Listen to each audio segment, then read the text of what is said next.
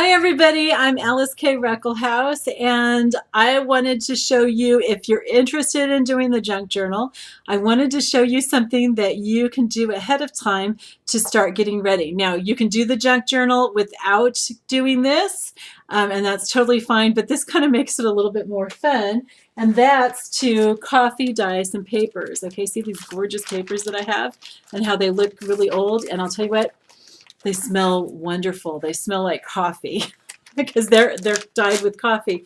I actually use Starbucks coffee for this, but you can use anything. And I've been told that using instant coffee is the best.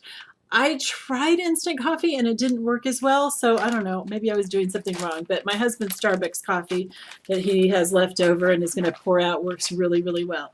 So I'll tell you how to do this, but there are lots and lots of tutorials on YouTube about coffee dyeing paper. You can watch it. It's a lot of fun. But if you want to use coffee dyed paper in your journal, you might want to have those ready ahead of time.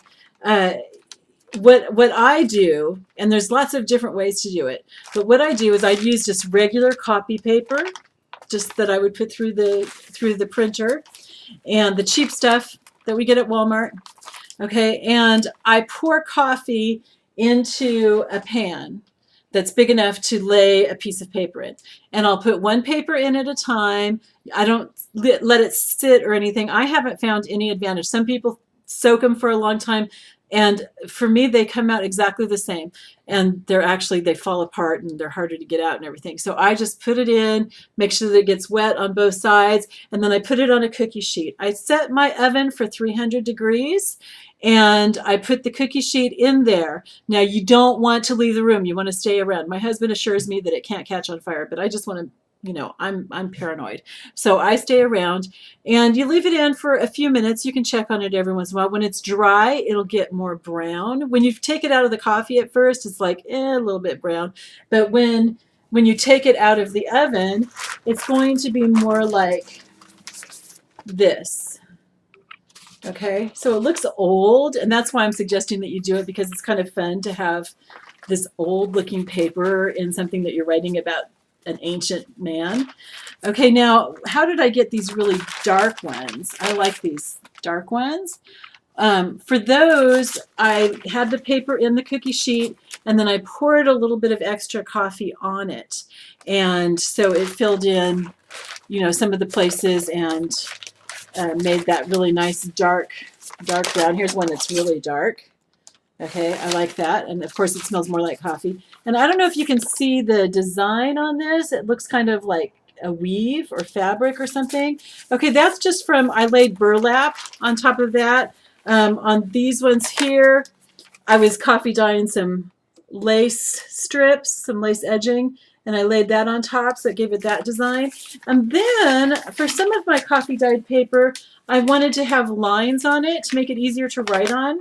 And so I had a cookie cooling rack, one that's just metal, doesn't have any coating or anything like that, because I don't know if that would be oven safe, but the one that's just metal. I put my paper in the coffee, and then I laid it on the rack, and I smoothed it down, because it's only going to make those lines where it's touching the rack. Okay, so anyway, if you want to do that, it's a lot of fun, and 20 to 25 pages would be perfect for the journal that we're going to be doing.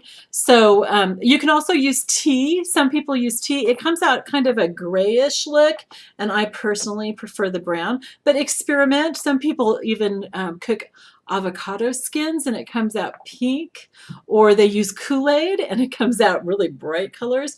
But I'm thinking that for the old look that we want, coffee or tea would be the best thing. And again, if you just want to use plain old white paper, or if you have some colored paper you want to use or anything like that, that's totally fine. That's totally fine. But for those of you who really want to get into it and want to make it look like an old book, you might want to have these papers dyed ahead of time. I'm also going to put down in the description box other things that you would want to have on hand if you're going to be doing the junk journal. And as I'm showing you how to do the junk journal, I'll also tell you some variations that would be a lot easier, not take up as much time, or, you know, like if you're not quite as into crafts or something. So you don't have to, there's a lot of different ways you can do this. Make it your own is what I'm saying. And I'll have a lot of suggestions for different, you know, those who are really getting into it like I do, or those who just, yeah, I want to make a notebook, but it's not really important to me how it looks. That's fine. Or if you just want to have a journal, not decorated or anything, that's totally cool too. The most important thing is what you put into it and write in it. But if you're creative, you know that like for me, I get so much more out of something if I put my creative juices into it. It's going to become more memorable. I think about it while I'm working on it. And a lot of times God speaks to me while I'm doing that creative stuff. So if you're creative, I really want to encourage you to do that. And like I said earlier, when I was mentioning about homeschoolers, if you homeschool, have your kids do this, please. They will love it, and it will be really, really good for them and good for you as a family. All right, I love you all, and I will talk to you later. Can you tell I'm just like super excited about doing this series on Abraham? It's going to be great. All right, I will see you later. Bye-bye. Love you.